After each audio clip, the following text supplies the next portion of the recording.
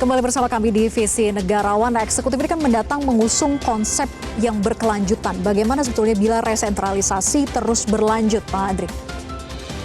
Saya gini, kalau kita melihat indikasi resentralisasi itu ada dan akan membawa dampak yang negatifnya lebih banyak, ya memang harus kita perbincangkan secara terbuka, ya itu harus kita angkat, apalagi kalau memang efeknya terhadap kesejahteraan masyarakat itu cukup signifikan, ya maka mari kita perbincangkan ini apa, kenapa kewenangan ini ditarik. Oh, masalahnya selama ini daerah kebablasan, eksploitasi sumber daya alam menjadi berlebihan, begitu ya, atau apa? Oh, tetap aja korupsi gitu, ya.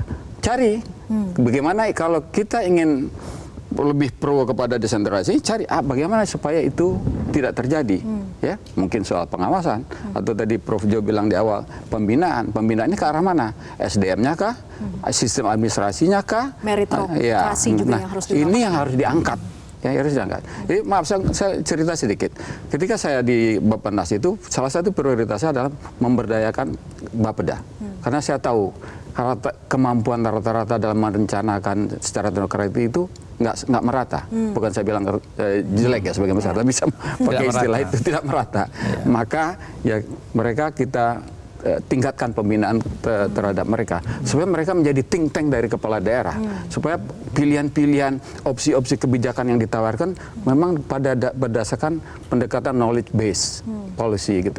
Nah itu yang contohnya masalah yang harus kita angkat, harus kita sempurnakan. Apalagi misalnya soal partisipasi. Bagaimana partisipasi yang sehat, tidak yang dimobilisasi. Itu beda, dua hal yang berbeda.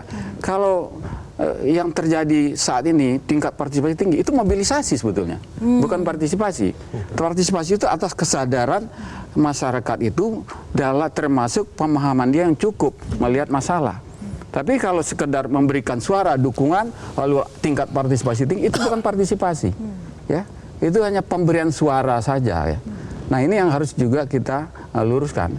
Tapi sekali lagi kalau saya melihat ya, pendekatan teknokratis harus dibangun, diperkuat.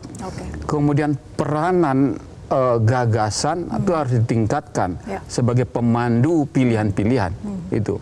Oke, Prof Jo. Jelajahi cara baru mendapatkan informasi. Download Metro TV Extend sekarang.